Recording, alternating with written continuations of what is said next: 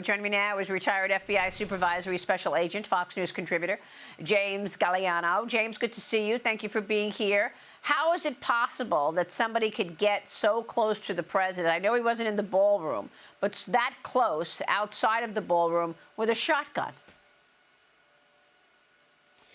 Yeah, good morning, Maria. And I'll tell you, an incredible tragedy was averted Saturday night. And look, sometimes luck plays into this.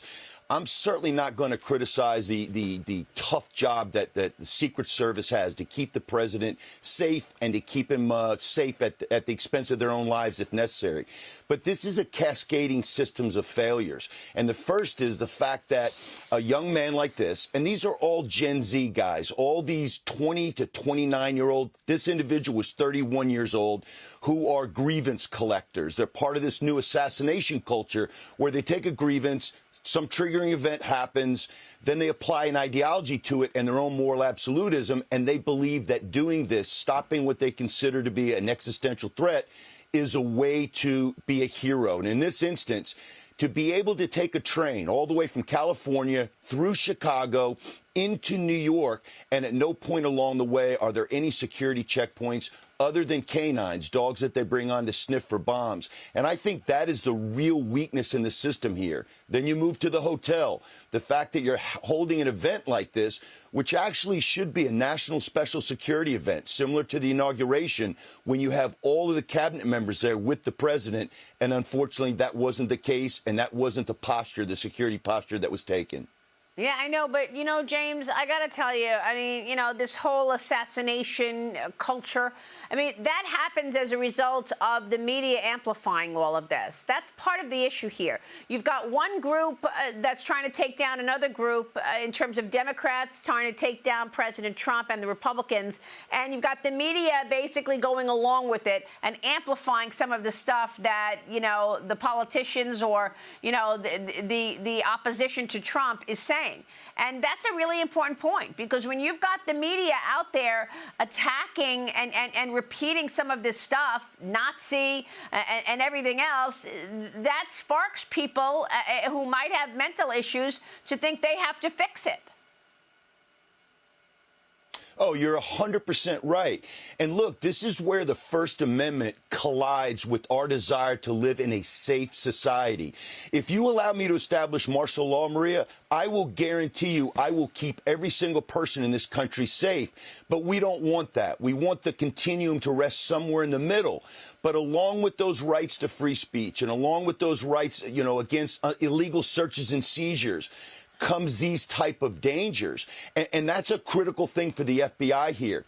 How do you go into a vast network like the web, the internet, and find people inside some of these chat rooms in the dark recesses of the web, or when they use end-to-end encryption devices, things like Signal or things like WhatsApp, those type of apps. And it's difficult because we allow people to spout off and be upset in the heat of the moment. We allow them to use overwrought hyperbole, but where do you draw the line and suggest, hey, what this person just said means he's going to get on a train, travel nearly 3,000 miles, assemble a shotgun and a handgun, and try to assassinate the president and his cabinet? So, I mean, does the FBI have a way of tracking how this guy filled up his head with this stuff? I mean, you know, what does the investigation look like now? Sure. I mean, this is radicalization. And whether it's radical Islam or neo-Nazis or far progressivism, which morphs into this sort of violence where people take political ideas and look, you mentioned it at the top of this. You call somebody Hitler enough times. You call them a fascist. You call them a threat to democracy. What's to stop a disaffected, disenchanted, disenfranchised young man from taking this into his own hands and saying, I can make this happen? And look, Maria, the bottom line is this guy was clownish and amateurish. There was no way he was going to get close to the president.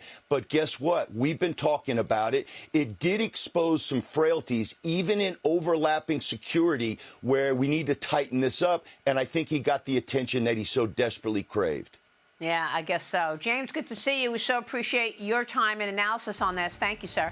James Gagliano joining us. Thanks, Maria.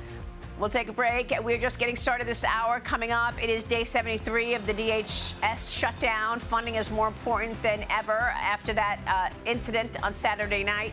Many Secret Service members working unpaid. We will also talk about the catalysts for markets. We've got a major week of technology earnings, and the Federal Reserve is holding its meeting as we watch Kevin Warsh likely to move forward and get confirmed. We'll talk with Senate Homeland Security Committee member Rick Scott when we come back.